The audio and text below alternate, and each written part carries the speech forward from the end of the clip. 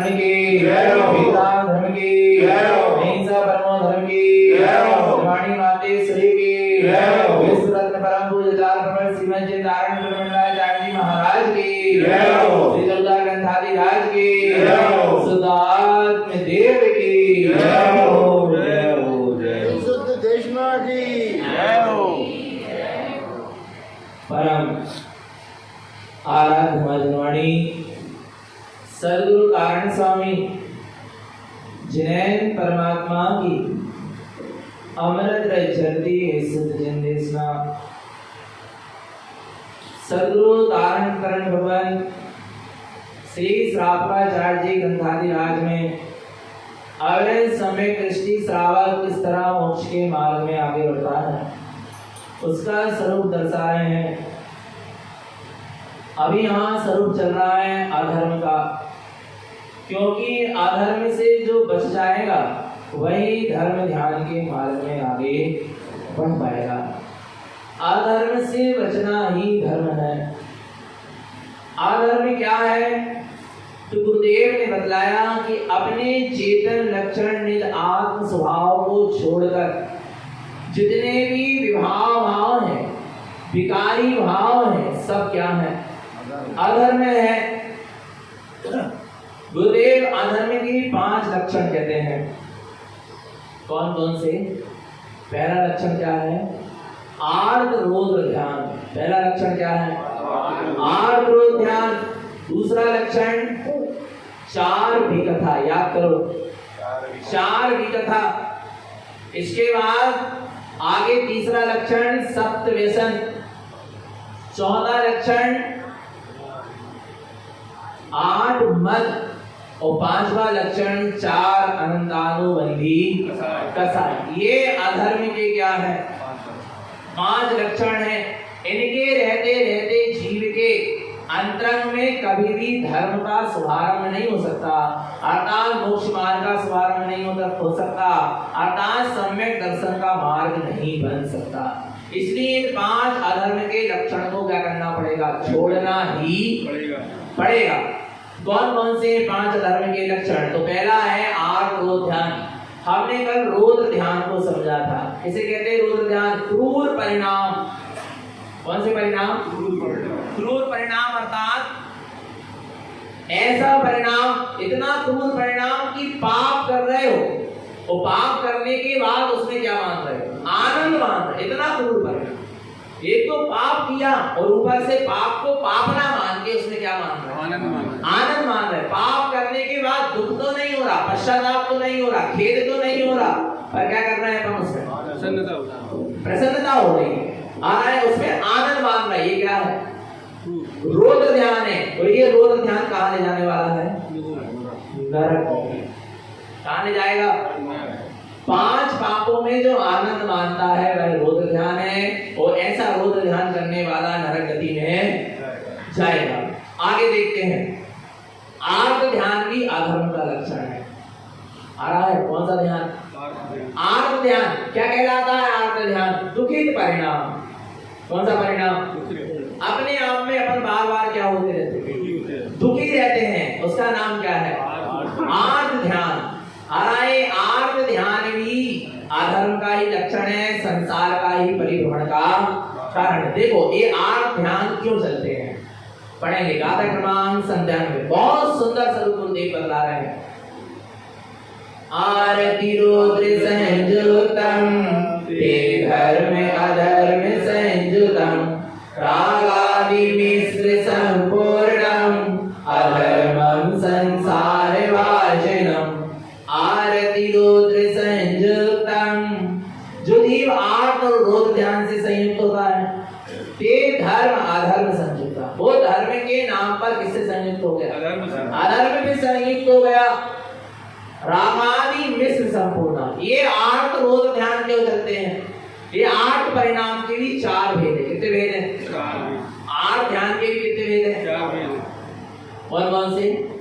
इष्ट वियोग, अनिष्ट संयोग, पीड़ा, चिंतन और निदान। और ये सारे 4 भाव किस कारण से हो रहे हैं? रागादि मिश्र संपूर्ण। आपका हृदय रागादि विकारी परिणामों से मिश्र हो रहा है। क्या हो रहा है? अंदर में रागादि का मिश्रण है, ज्ञान में रागादि का मिश्रण है। और ज्ञान में जब तक रागादि का मिश्रण है तो ज्ञान के सामने कोई भी धारा आती है, आ रहा है, उसमें ज्ञान क्या करता है? राग कर कर दुखी सुखी होता रहता है। आ रहा है समझ में? तो क्या कह रहे हैं? आर्त ध्यान हो रहा है। आर्त ध्यान के 4 वेद। पहला ध्यान कौन सा है? इष्ट वियोग। इष्ट का क्या हो जाना? किसका वियोग हो जाना? इष्ट का वियोग। अच्छा, तो कौन है इष्ट? अपना जो अपना इष्ट है उसका वियोग होता नहीं, और जिसका वियोग हो रहा है वो मेरा इष्ट नहीं। इतना ज्ञान हो जाए तो इष्ट वियोग में दुख ना हो। क्या? जो मेरा इष्ट है, मेरा निःशुद्धात्मा, उसका कभी वियोग होता नहीं। होता है क्या? नहीं होता। बोलो ना, नहीं होता। इष्ट का कभी वियोग नहीं होता। आ रहा है?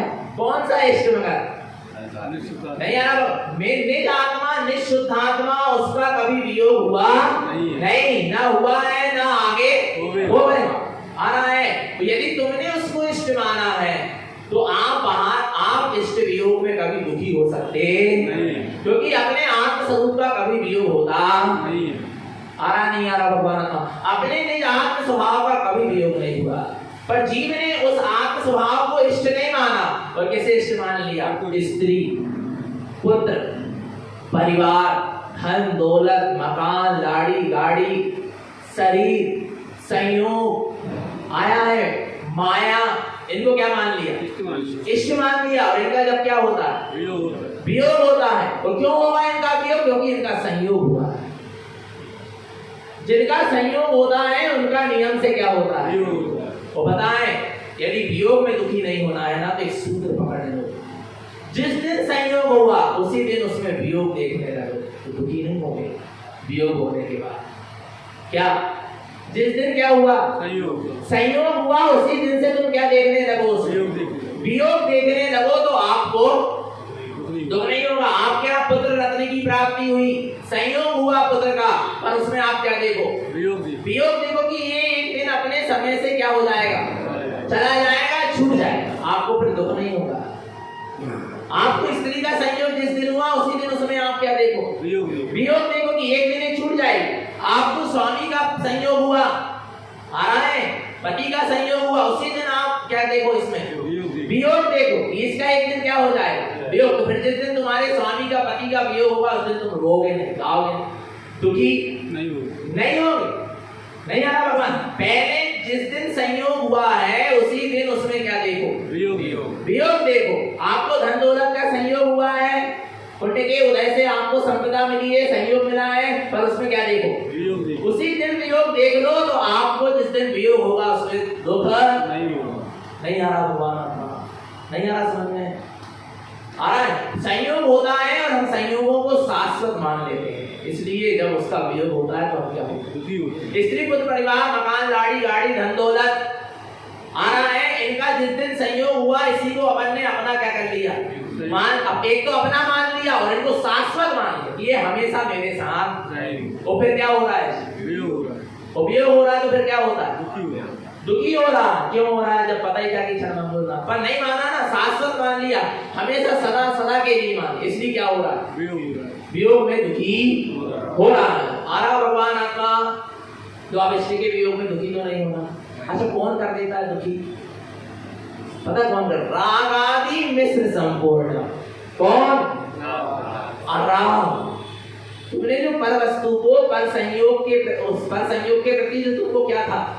राग था, उसके कारण तुम दुखी हो रहे हो। किसके कारण दुखी हो रहे हो? पुत्र के कारण हो रहे हैं, स्त्री के कारण, माता पिता के कारण, भाई बंधु के कारण, धन दौलत। किसके कारण दुखी हो रहे हो? बोलो। किसके कारण दुखी हो रहे हो? राग के कारण दुखी। अच्छा, राग के कारण क्यों दुखी हो रहे हो? क्योंकि अब उस वस्तु से आपके राग की पूर्ति नहीं होगी। नहीं आ रहा भगवान? क्या नहीं होगी? किससे नहीं होगी? उस पर वस्तु से। अब तुम्हारे पिताजी चले गए, माताजी चली गई, स्त्री चली गई, पुत्र चले गए, आ रहा नहीं आ रहा? तो अब उससे आपकी क्या नहीं होगी, इसलिए आप दुखी हो, उसके लिए दुखी नहीं कि वो चला गया। अच्छा, ऐसा कभी दुखी हुए कि अरे क्या पता मेरे पिताजी कहाँ चले गए होंगे, उन्हें तो आत्मकल्याण किया ही नहीं, उन्हें तो सम्यक दर्शन प्राप्त किया ही नहीं, क्या पता कौन सी दुर्गति में ना चला गया हो जीव। ऐसा तो होता है? नहीं, बोलो ना, बोलो बोलो, नहीं होता। विचार करो, ऐसा दुख हुआ? नहीं। चलो ऐसा ही हम कह रहे चलो इतना ही दुख कर लेते, पर ऐसा दुख हो रहा है? नहीं। अरे बेचारा जीव आ रहा नहीं, मेरा पुत्र असमय में ही चला गया, बिना समय सार को जाने, बिना सम्यक दर्शन को प्राप्त करे, बिना संयम को धारण किए, क्या इसके लिए दुख हो रहा है? काय के लिए हो रहा है? अब उससे मेरे राग की पूर्ति नहीं होगी, मेरे 5 इंद्रियों के विषयों की पूर्ति नहीं होगी, इसलिए क्या हो रहा है? दुखी हो, राग की पूर्ति नहीं होगी, इसलिए आप पर वस्तु के वियोग में, माने इष्ट के वियोग में क्या हो रहे हो? दुखी हो रहे हो।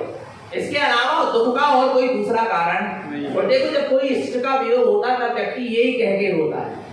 लड़कियों को देखो, माता पिता चले अब तो मारो माए को छूट जाओ, अब क्या करें, पहले आप थे तो पूरे बरसात को सामान बांध के ले जा लेते, माता राम बहुत अच्छे से रखती, बड़े अच्छे से पूछती, हर साल बुला लेती, अब भैया बाप भोजी को का भरोसा नहीं आ रही, नहीं आ रहा समझ में? ये होता है कि नहीं होता? माने आप काय के पीछे रो रहे हैं? स्वार्थ, आपके राग की पूर्ति अब नहीं होगी ना, इसलिए आप क्या हो रहे हैं? दुखी हो रहे हो। नहीं आ रहा भगवान आत्मा। पिताजी दुकान में बैठ रहे थे, आ रहे थे, जा रहे थे, तुम्हारे बाल बच्चे को संभाल रहे थे, आ रहा है भगवान आत्मा, आपको बहुत अच्छा लग रहा था, पिताजी से बहुत प्रीति थी, आ रहा है, वही पिताजी बिस्तर में पड़ जाए, मल मूत्र करने लगे, उनका शरीर सड़ने गड़ने लगे, आ रहा जो तुम्हारे कोई काम के आप नहीं रहे, अब दुख होगा, फिर भगवान का उठा लेंगे। नहीं आ रहा भगवान आत्मा, वो आ रहा नहीं आ रहा, तो आप इष्ट वियोग समझ में आ रहा है? तो दुखी किस कारण से? इष्ट के वियोग में दुखी किस कारण से? जब तक राग की पुष्टि हो रही है, राग की पुष्टि हो रही थी, अब राग की पुष्टि नहीं होगी, इसलिए आप क्या हो रहे हो? दुखी हो रहे हो। आप पर वस्तु से दुखी नहीं हो, आप पर वस्तु के वियोग में दुखी नहीं हो, उस राग की पूर्ति नहीं होगी, उसके वियोग में क्या हो? दुखी हो। नहीं आ रहा भगवान आत्मा, विचार करना चेतन आत्मा। अच्छा, ज्ञानियों को भी तो दुख होता है, दुख होता है मैंने करुणा होती है, क्या होती है? करुणा का परिणाम है, जगत के जीव आत्मस्वरूप को क्यों नहीं जा रहे, सम्यक दर्शन को क्यों नहीं प्राप्त कर रहे, अपने मनुष्य पर्याय को सार्थक क्यों नहीं कर रहे, ये धर्म ध्यान से क्यों नहीं जुड़ पा रहे? और ऐसा दुख लगता है किसको? सम्यक दृष्टि ज्ञानी को, अरे मैं मोक्ष के मार्ग में आगे क्यों नहीं बढ़ पा रहा, मैं अपने स्वभाव में क्यों नहीं डूब पा रहा। ये भी तो दुख है ना, होना दुखी, पर ऐसे दुखी आ रहा नहीं आ रहा भगवान आत्मा। विचार करना, दुखी होना है ना, आ रहा नहीं आ रहा, तो अपने अंदर में दुख लगे कि मैं कहाँ फंसा हूँ, मिथ्यात्व में, पाप में, कसाइयों में, व्यसनों में, राग द्वेष में। कब इन बंधनों से मुक्त हो जाता और अपने आत्म स्वरूप में रमण कर लेता? क्या ये भावना नहीं चल सकती? बोलो भगवान आत्मा। पर काय में दुखी हो रहे हैं? इष्ट के, और इष्ट है क्या कौन? और जो तेरा इष्ट होता तो उसका कभी वियोग नहीं होता, पर मान कर बैठ गया जी, क्या करके बैठ गया जी? और रागादि मिश्र संपूर्ण, काय के कारण? राग के कारण क्या हो रहा है? दुखी हो रहा है, दुखी हो रहा है, इष्ट वियोग। दशरथ दुखी क्यों हुए? राम के कारण, राम को वनवास जाने के कारण क्या दुख क्या? राग के कारण। दूसरे और काय दुखी, काय नहीं है क्योंकि उनको राम से, पर दशरथ को राम से क्या, तो क्या हुए दुखी? तो कौन ने दुखी किया? राग ने किया। किसने किया? स्वयं के राग के परिणाम ने दुखी किया। आ रहा है, अब आगे चलो, अनिष्ट संयोग। कौन सा संयोग? अनिष्ट संयोग, जिसे हमने इष्ट माना है, जो हमारा इष्ट है, ये नहीं कह रहा क्या, जिन्हें हमने अपनी मिथ्या मान्यता से क्या मान लिया? इष्ट मान लिया। उस इष्ट की पूर्ति और इष्ट के राग की पूर्ति में जो बाधक बने, वे क्या है? अनिष्ट संयोग। उसमें भी जीव क्या होता है? दुखी होता है। जैसे केकई दुखी हुई तो काय में हुई? कि रामचंद्र जी को क्या मिलना है? वनवास मिलना है। उसको वो अनिष्ट संयोग लग रहा है, मेरे पुत्र भरत को क्यों नहीं रास्ते रखो। नहीं आ रहा भगवान आत्मा, आ रहा नहीं आ रहा समझ में? अनिष्ट संयोग, उसको वो राम कैसा लग रहा? राम का राजपद मिलना कैसा लग रहा? अनिष्टकारी, क्योंकि मेरे इष्ट भरत के प्रति जो उसको राग था उसकी पूर्ति नहीं हो पा रही। जिसको हमने अपनी मिथ्या मान्यता से इस जीव ने इष्ट माना है, और उस इष्ट की राग की पूर्ति में जो क्या बने? बाधक बने, उसमें जीव क्या होता? उसको कहते हैं अनिष्ट संयोग, और उसमें फिर जीव क्या होता है? दुखी होता है। आ रहा है? अच्छा एक चीज बता, कौन किसका अनिष्ट कर सकता है? बोलो, कौन सा संयोग हमारे लिए अनिष्ट संयोग है? बता, कौन सी वस्तु हमारे लिए अनिष्टकारी है?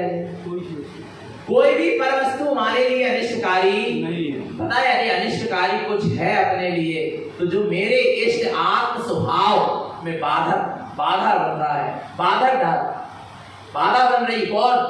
मेरे इष्ट निःशुद्धात्मा में जो क्या बन रहा है? बाधक बन रहे हैं वे मेरे लिए अनिष्ट। कौन? मिथ्या, मोह, राग, द्वेष, कसा, ये मेरी आत्म साधना में, मेरे अपने इष्ट शुद्धात्मा की साधना में क्या बन रहा है?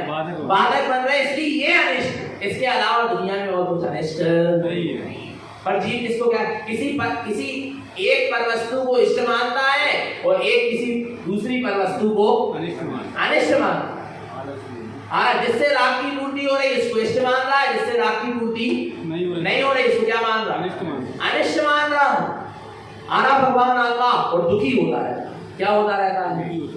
दुखी होता है। तत्व निर्णय नहीं करता कि जिस समय जिस जीव का, जिस द्रव्य का जैसा जो कुछ होना है भाई, अपने तत्समय की योग का अनुसार हो रहा है और होगा, उसे कोई टाल फेर बदल सकता नहीं है। अब काय का दुख है?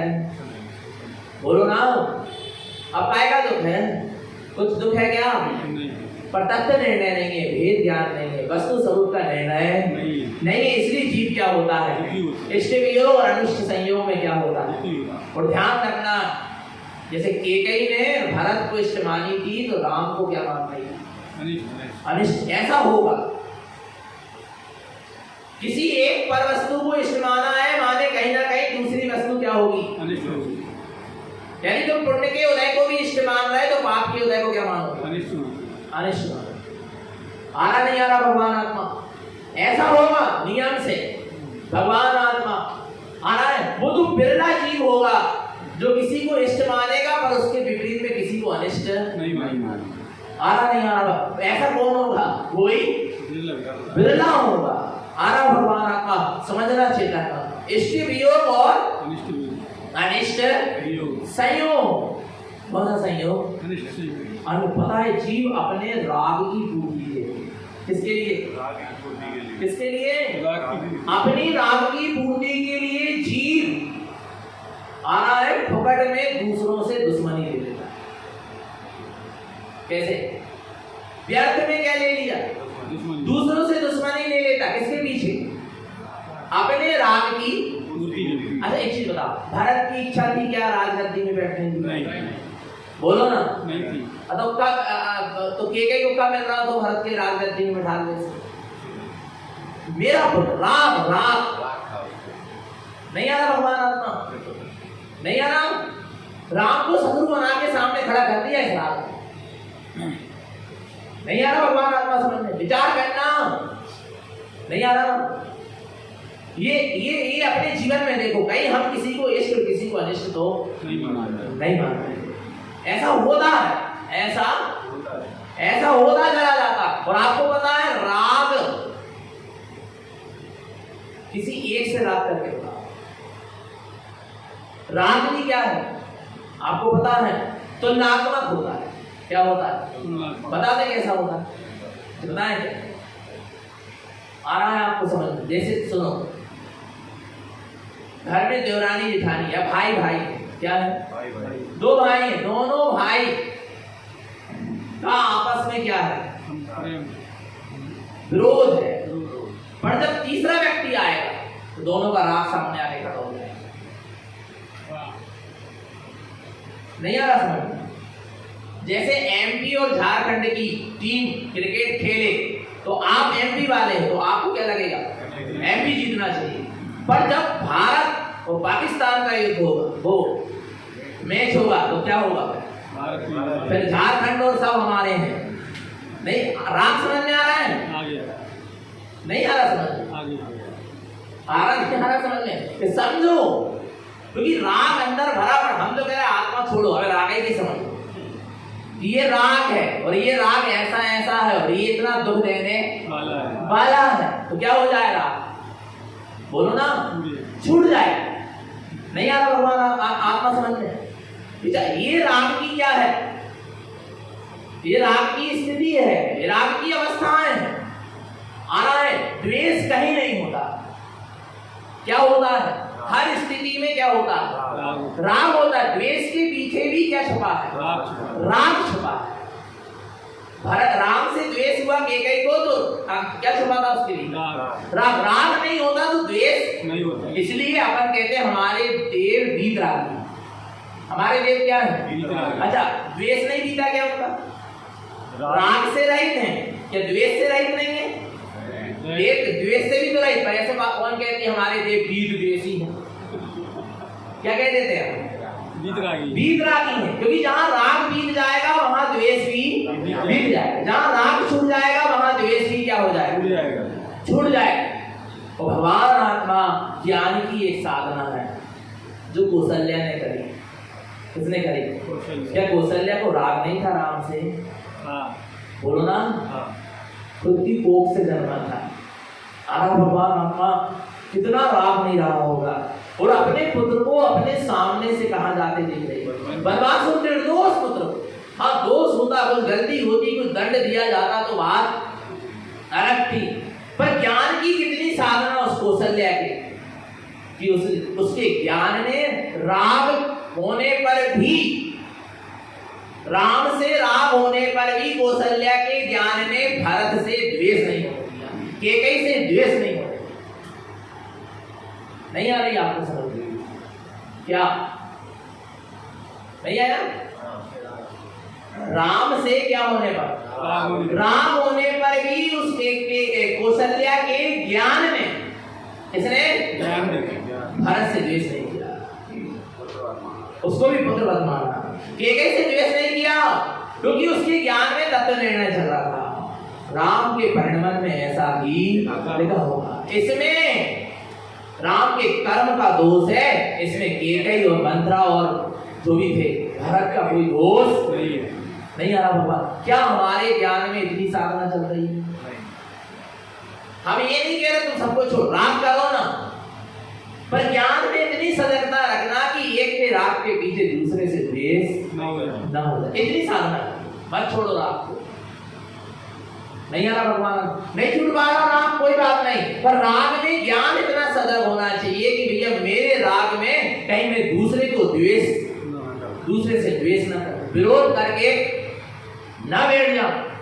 आ रहा भगवान आत्मा, ये समझना, ये कौन करेगा, कोई ज्ञानी बिरला पुरुष, सम्यक दृष्टि ज्ञानी की ही ऐसी क्या होगी, दशा होगी, इसके अलावा और किसी की ऐसी दशा नहीं हो सकती। आ रहा नहीं आ रहा भगवान आत्मा, तो क्या करना है, राग हो जाए तो हो जाए, पर ज्ञान इतना सजग होना चाहिए कि कोई उस राग की पीछे किसी से द्वेष न हो जाए। इतनी साधना हो गई माने आप समय दृष्टि, धीरे धीरे राग भी आपका क्या हो जाएगा, छूटता चला जाएगा, टूटता चला जाएगा। आरा द्वेष बहुत जल्दी छूट जाता है, पर राग नहीं छूटता। राग राग पता है आप कसाई कितनी है, चार है। कौन कौन सी, क्रोध मान माया लोभ। इनमें से दो द्वेष की कसाएं हैं और दो राग की कसाएं हैं। क्रोध और मान द्वेष की कसा है, द्वेष के अंतर्गत आती है, और माया और लोभ के अंतर्गत आती है, राग के अंतर्गत आती है। और आपको पता सबसे अंतिम समय तक साधना के मार्ग में सबसे अंतिम समय तक 10वें गुण स्थान तक कौन सी कसाई जाती है, लोभ कसाई जाती है, माने राग जाता है, द्वेष नहीं जाता। क्या जाता है, राग इतना खतरनाक है। आरा भगवान राग ही द्वेष का उत्पादक है। आरा भगवान, तो जहां राग नहीं होगा वहां द्वेष भी नहीं होगा, और जहां द्वेष है वहां नियम से क्या है, राग है। और पता है जिससे आपको द्वेष है ना, उससे भी आपको राग है। क्या? जिससे आपको क्या है, द्वेष है, उससे भी आपको क्या है, राग है, अपनत्व है, कुछ ना कुछ मोह है, उसको अपना मानकर बैठे। जब तो उससे क्या कर रहे हैं, द्वेष कर रहे हैं। नहीं आ रहा भगवान आपको? नहीं तो दुनिया में सबसे करते, क्यों नहीं हो रहा सबसे? क्योंकि सबसे हमारा कोई संबंध नहीं है। हमने जहां अपना संबंध मानकर रखा है वहीं पर हमारे राग और द्वेष की कल्पना उत्पन्न होती है। ये सब आर्म ध्यान है, और ये आर्म ध्यान कहां ले डालेगा, त्रियंच गति, नरक गति नहीं। कहां? ये दुखी परिणाम, कभी दुखी मत हुआ करो। इष्ट वियोग हो गया, होना था तत्व निर्णय करो। अनिष्ट का संयोग होना था, हो गया, तत्व निर्णय करो। और एक निर्णय रखो कि ना मेरा कोई इष्ट कर सकता, ना मेरा कोई अनिष्ट कर सकता। मेरे स्वयं के कर्म के उदय की मेरा अनिष्ट नहीं कर सकते। पारसनाथ को स्वयं कर्म के उदय आए के नहीं आए? बोले 70 वर्षे के नहीं वर्षे, उनका कौन सा अनिष्ट हो गया, कौन से कर्म का बंद हो गया? नहीं हुआ। उनके स्वयं के कर्म के उदय ने भी उनका अनिष्ट नहीं करा, क्योंकि उनकी दृष्टि कहाँ थी, स्वभाव में थी। नहीं आ रहा समझ में? आ रहा, दुनिया में मेरा ना कोई इष्ट कर सकता है और ना मेरा कोई अनिष्ट कर सकता है, ये आ रहा है। ऐसा दृढ़ श्रद्धा रखो, इष्ट वियोग अनिष्ट संयोग में दुखी होने की जरूरत, ये तथ्य नहीं है, ये जिनवाणी है। ये जिनवाणी हमको निर्भर कर देती है। ये तत्व का निर्णय देखना, जिन सूत्र हमें क्या कर देते हैं, निर्भर कर दे। अपने घरों में लिखवा दो चारों तरफ, इतने पेंट करवाते हैं, हजार रुपए, लाख के हो जाते मेरे ख्याल से। इतना पैसा खर्च करते हो, अपने घर में जिन सूत्र लिखवाना शुरू करो। आरा भगवान, थोड़ा पैसा उसमें भी क्या करो, खर्च करो। भेद ज्ञान तत्व निर्णय वस्तु स्वरूप क्या करो, चौका में लिखवाओ, घर के हाल में लिखवाओ, जहां उठते बैठते लिखवाओ ना चारों। भेद ज्ञान लिखवाओ, तत्व निर्णय लिखवाओ, वस्तु स्वरूप लिखवाओ, मैं आत्मा शुद्धात्मा परमात्मा हूँ, ये लिखवाओ ना। क्या होगा इससे? आपको बार बार क्या होगी, सुरत आएगी। और मैं क्रोध स्वभावी नहीं, मैं क्षमा स्वभावी। और जब भी घर में क्रोध आएगा और ये सूत्र लिखा रहेगा तो क्रोध तुरंत क्या हो जाएगा, कि नहीं? बोलो भगवान आत्मा, पर कहां कर रहे हैं? कमरा बराबर की जो लेढ़वार बनवा रहा है, और जिनवाणी के लिए जगह नहीं है घर में, अलग से हाल में जिनवाणी रख ले, जहाँ बैठक रूम में जिनवाणी रख ले, चौकाई में जिनवाणी रख ले, है? और लेढ़वार के नाने 10 बाई 10 को कमरा, पसर के नहा हो जैसे विचार करना भगवान, नहीं आना समझ में? अरे कम से कम अपने जिनवाणी के लिए कमरा बनवा लेते, भले लेढ़वार छोटी सी बना लेते। नहीं आ रहा भगवान आत्मा? विचार करना, एक के घर में लेड बाग में टाइल्स लगाने के लिए पैसा था, पर जिनवाणी के रूम में टाइल्स लगाने के लिए पैसा नहीं। विचार करना भगवान आत्मा, नहीं आ रहा, भगवान नहीं है आपको। अरे एक रूम अपने घर में ऐसा निकालो कि अंतिम समय वहां जिनवाणी को रसपान करके अंतिम समय समाधि मरण पूर्वक वहां देह का त्याग कर सके। एक रूम अपने समाधि मरण के लिए निकालो, एक रूम जिनवाणी माँ के लिए निकालो, पर नहीं, लाखों रुपए खर्च हो रहा है, पर जिनवाणी के लिए कोई स्थान नहीं। विचार करना भगवान आत्मा, आ रहा नहीं आ रहा भगवान? विचार करो भगवान, घर में सूत्र लिखवाओ, घर में जिनवाणी के लिए स्थान बनवाओ अच्छे से अच्छा। यदि तुम ग्रस्त श्रावक ग्रस्त अवस्था में भी कुछ करना चाहते हो, धर्म ध्यान, तो एक कमरा ऐसा बनना चाहिए जहां पर विकथा ना हो। अब जिनवाणी का रूम बनाओगे तो वहां पर जो भी जाएगा घर का व्यक्ति धर्म ध्यान करेगा, स्वाध्याय करेगा, तो वहां के परमाणु भी कैसे रहेंगे, शुद्ध रहेंगे। आना है। और जब आपको लगेगा कि हाँ भाई हमें थोड़ी शांति से बैठना, तो वहां जाकर बैठोगे तो शांति भी मिलेगी। अब हाल में जिनवाणी रखी है, अब सोच रहा है जिनवाणी के सामने बैठकर हम थोड़ा आत्मा को कर लें।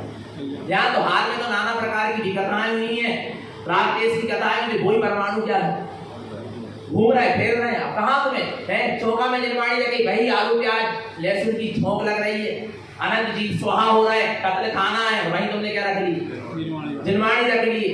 कितनी अवेदना हो रही, नहीं आ रहा भगवान आत्मा समझ में, आ रहा नहीं आ रहा समझ में।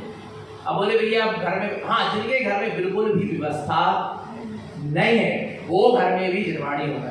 फिर बहुत ऊंचे स्थान पर कमरों में या कहीं भी ऐसा स्थान हो जहाँ अवेलना, फिर बहुत ऊंचे स्थान पर जिनवाणी जरूर घर में होना चाहिए। जिन सूत्र जरूर घर में होना, कुछ ना कर पाओ जिन सूत्र लिखा दो दीवार में, जिनवाणी लिखा गई आपकी दीवार, आप क्या सोच रहे? आ रहा नहीं आ रहा भगवान आत्मा, पर जीव अभी समझ नहीं पा रहा।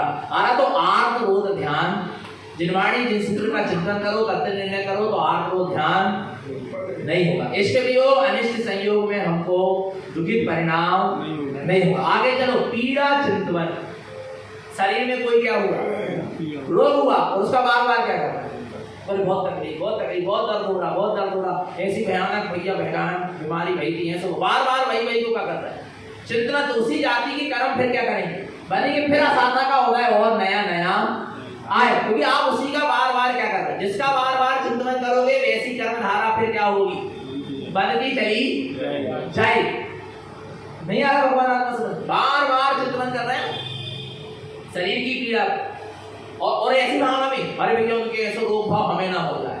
अब तुम सोचे क्या है, वो सोच रहे हो नहीं जा, क्योंकि आप ऐसे कर्म क्या कर रहे हैं, बांध रहे हो। कोरोना में अधिकांश जीव बीमार कैसे हो गए, जो ही सोच के हो, उनके होगा हमके ना हो, उनके होगा हमके ना हो जाए, कहीं हमके भी तो नहीं, कहीं हमके भी तो नहीं, क्या मानसिकता है, नहीं भी है तो होगा, वही भावना कर करके कर्म का होगा, वैसे क्या होगा, बंद गए। जैसे बार बार आप दुखी हो गए ना, बार बार आपको बार बार दुख के दिन देखना नहीं आ रहा भगवान। कई बार होता ना, अपने घर से कोई चला गया, इष्ट का वियोग हो गया, आप क्या हो रहा है, बार पुत्र चला गया, आप दुखी हो रहे, पति भी चला जाएगा, तो कहीं दुख दे देना जिंदगी भर, क्योंकि आप बार बार दुखी हो रहे हैं, तो आप वैसे ही कर्म क्या कर रहे हैं, बांधते चले जा रहे हैं। इसलिए कभी आप ध्यान नहीं करना, ज्यादा दुखी होना, मानना है कि राग के कारण दुख का परिणाम आता है, पर उस समय भेद ज्ञान करो, तत्व निर्णय करो, जिनवाणी का चिंतन मनन करो। आ रहा भगवान आत्मा समझ में, तो इष्ट वियोग अनिष्ट पीड़ा चिंतन समझ में कि हमको कोई प्रकार, और एक सबसे पहली बात, जहां पीड़ा है वहां मैं नहीं, और जहां मैं हूं वहां पीड़ा। शरीर में पीड़ा है और वहां मैं नहीं हूं, और मैं जहां हूं मैं आत्मा हूं, आत्मा में कोई पीड़ा नहीं। आ रहा, पीड़ा का चिंतन मत करो, पिंड का चिंतन। किसका? पिंड चिंतन समझते हो, इनमें ज्ञान पिंड वाला, मैं शुद्ध असंख्यात प्रदेशी ज्ञान पिंड वाला हूं, अखंड पिंड वाला हूं। आ रहा, मुझ में ना रोग है, ना शोक है, ना कुछ भी नहीं, और मेरा कोई खंडन कर सकता नहीं। मैं अखंड पिंड चेतन तत्व भगवान। आप ऐसा चिंतन करो, पर पीड़ाओं का चिंतन बार बार मान रहे हैं, शरीर में सहन नहीं है, दुख तकलीफ आती है, सादा वेदी कर्म का उदय आता है, पर उसमें बार बार दुखी होने की आवश्यकता नहीं। अपने स्वभाव की निरंतर क्या रखो, सुलग रखो, तो पीड़ा चिंतन और निदान। इसके बाद क्या है, निदान। आप ध्यान, कैसा निदान, इसने हमारे साथ ऐसा किया, उसके साथ जरूर ऐसा, उसको एक दिन जरूर सबक दिखाएंगे, आने दो समय बदला जरूर लेंगे, और ले पाओ ना ले पाओ, पर कर्म का क्या हो गया, निदान। निदान समझ, ये निदान कहलाता है। निदान, इसमें भी जीव क्या होता रहता, दुखी, उससे ऐसी क्या नहीं, और कब पता कह पा रहे नहीं कह पा रहे, पर बस धुन लगी, बदला ले पाए ना ले पाए धुन, क्योंकि सामने वाले का पुण्य प्रबल होगा तो तुम कितना भाव खराब कर ले, उसके कुछ नहीं कर पाए। आ रहा नहीं आ रहा बाबा, पर निदान क्या कर रहा है, बांध लिया।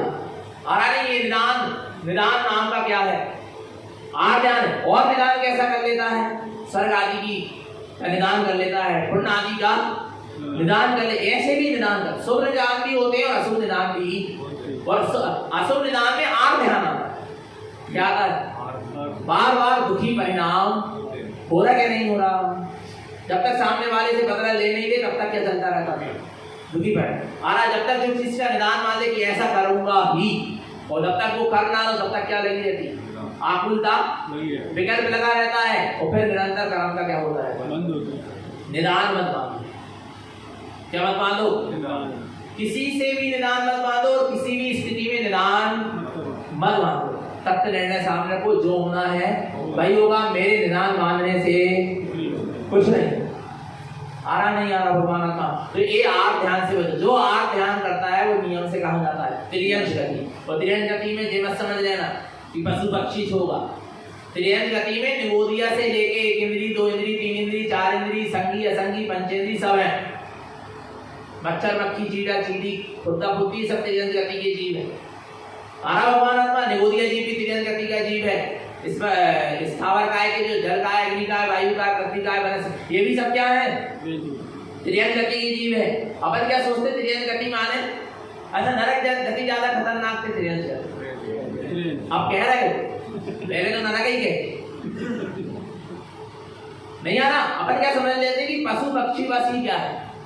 तिर्यंत गति है। हाँ आ रहा है। नरक गति में तो 5 इंद्रिय है, मन सहित है, संगी है, समय आने पर सम्यक दर्शन भी होता है। आरा भगवान आत्मा पर तिर्यंत गति में यदि 1 इंद्री 2 इंद्री 4 इंद्री संगी है, संगी बन गए तो भगवान संगी बन गए तो सम्यक दर्शन के भी चांस है। क्या समझ रहे भगवान? इसलिए रौद्र ध्यान से क्या है? नरक गति, और आर्त ध्यान से क्या है? तिर्यंत गति। दुखी परिणाम से क्या करो? बचो। जीव अपने आप में अपने राग के कारण बार बार क्या होता है? देखो लिखा ना रागादि मिश्र संभो, कैसे भरा हुआ है?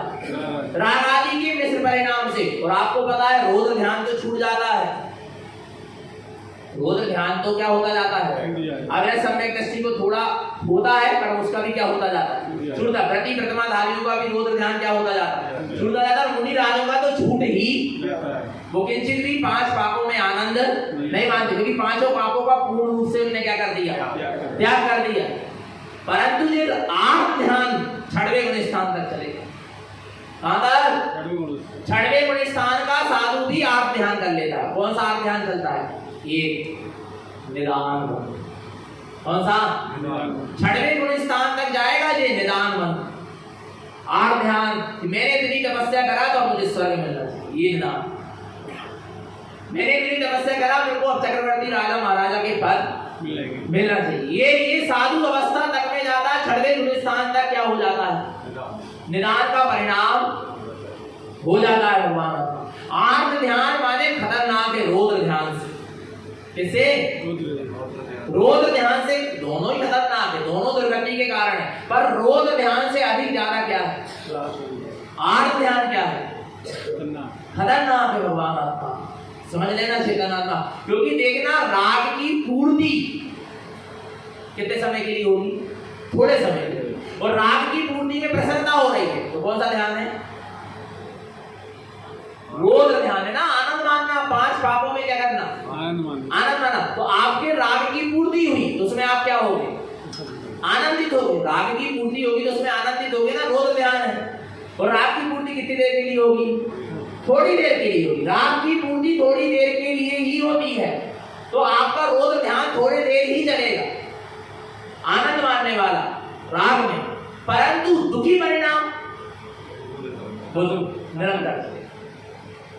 कौन सा परिणाम? क्योंकि राग की पूर्ति हर समय हो सकती जब तक पुण्य का उदय तब तक राग की पूर्ति होगी, और नहीं होगा पुण्य का उदय तो राग की पूर्ति नहीं होगी। थोड़े समय का राग का परिणाम, उसकी पूर्ति भी थोड़े समय की, तो उसको रौद्र ध्यान भी थोड़े समय, पर आर्त ध्यान तो हर समय होना है, क्योंकि राग की पूर्ति हर समय होना बहुत मुश्किल है। आ नहीं भगवान आत्मा। ये दुखी परिणाम जीव को तिर्यंत गति में ले जाकर आ रहा है। इसलिए ना रौद्र ध्यान करो ना आर्त ध्यान करो। तो आधार के पहले लक्षण से अपन क्या करो?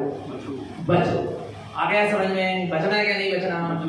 बचना। हम अपने से नहीं कर रहे, आप अकेले से नहीं कर रहे, क्योंकि हमारे अंदर भी ऐसे परिणाम हो जाते हैं, आ ही जाते हैं, क्योंकि पूर्व की कर्मधारा सामने आती तो परिणाम नियम से आते। पर इसमें हमारा ज्ञान क्या होना चाहिए? जागृत होना चाहिए। ज्ञान सजग होगा, जागृत होगा तो कभी हम इनमें बंधेंगे नहीं। तो चेतन आत्मा इन 8 ध्यानों से बचें, धर्म ध्यान की ओर आगे बढ़े, सुख ध्यान का ध्यान करें, निरंतर निश्चित आत्मा की सतत रखें, अपना सबका जीवन सम्यक तो संयम में बना रहे। बोलिए आचार्य प्रबल श्रीमद जिंदानंद मंडलाचार्य जी महाराज की, शुद्धात्म देव की।